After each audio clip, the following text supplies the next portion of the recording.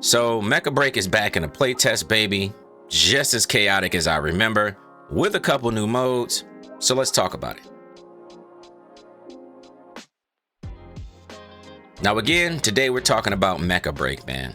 A multiplayer online game that is so much fun. And as I've said many a times, for those who watch my videos, y'all know I'm not no mech dude. I don't know what's going on in the mech space lately, but they've been dropping some bangers. But this is probably the banger of all bangers to me personally. Mecha Break is dope.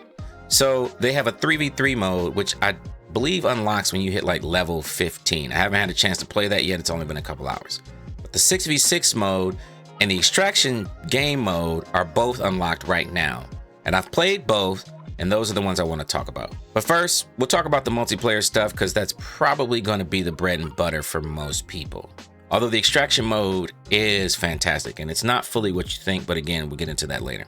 So the multiplayer mode has, well, they have all the modes that you love. Basic team deathmatch stuff, domination, capturing point stuff, and pushing the objective. The difference is you are in mechs. Some that are extremely fast, some that are extremely bulky, but they have crazy damage and they're overly tanky. You combine it all on these giant open-esque world maps, man, and it is just such a good time. It's so much chaos, bro.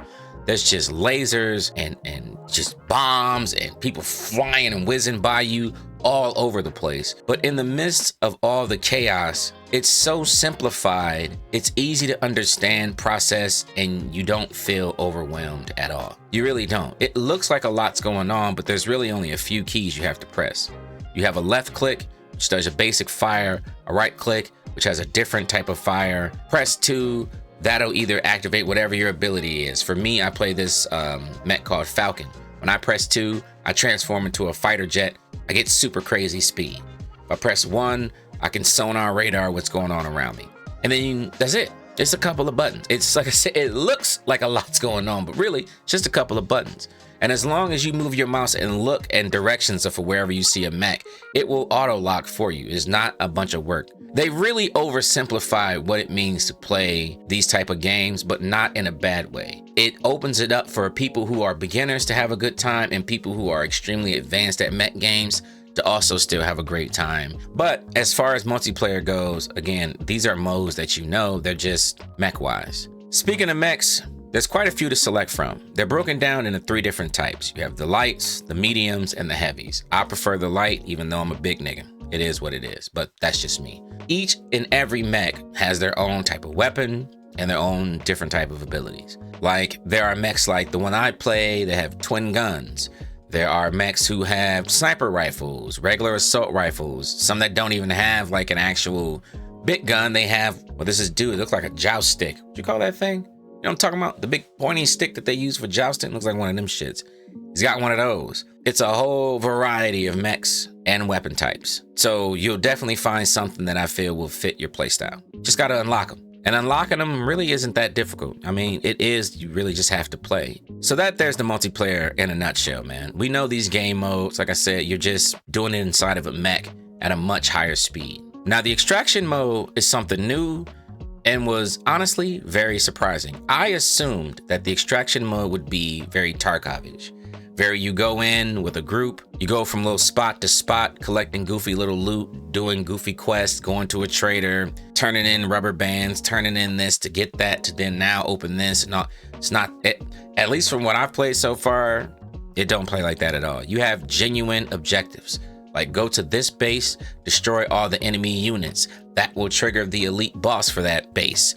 Beat the elite boss, tons of loot will be all over the place for you to pick up. Go over, do it again. You get all the way full. Eventually they'll let you know when extractions are open.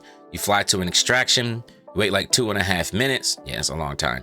And then you just wait, fight it out, watch out for players, watch out for enemies, stay alive until you can extract. Now what's cool about this mode as well, they actually added in supply drop stuff.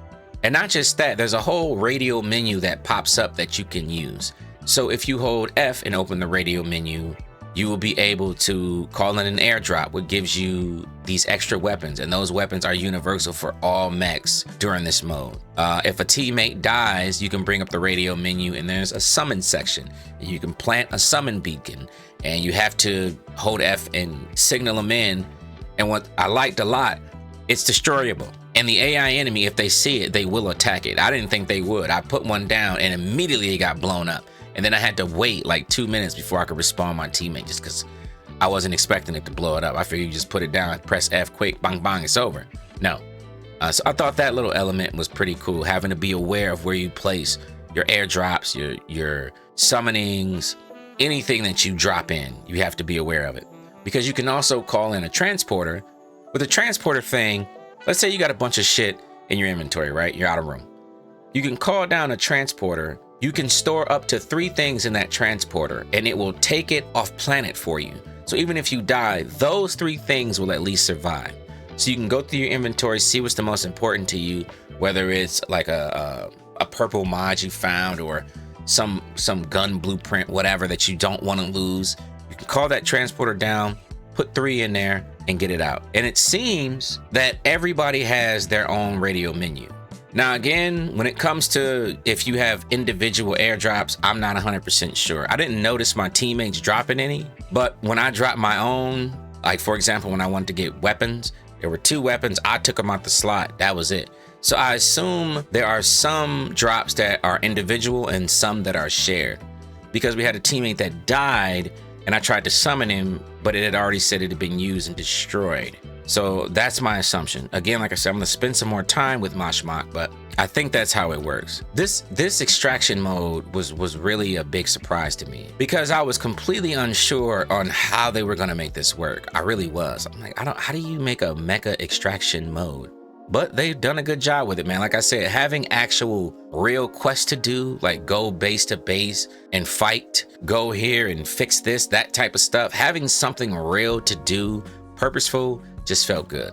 And don't get me wrong, right? I understand that extraction shooters have like purposeful missions, but it don't start that way. It's a lot of acclamation and it just gets boring to me, again, personally, but I like what they've done. It's you right into the action right off the top. Like first mission is big ass enemy to fight and it's got crazy health and you can die easy. Like it ain't like it's that simple. Chef's kiss on that, man. All in all, Mecha Break is shaping up to be one of the dopest multiplayer experiences I've had in quite some time, bro. Like it is really, really good. Shouts to 2025 for just bringing straight bangers, bro.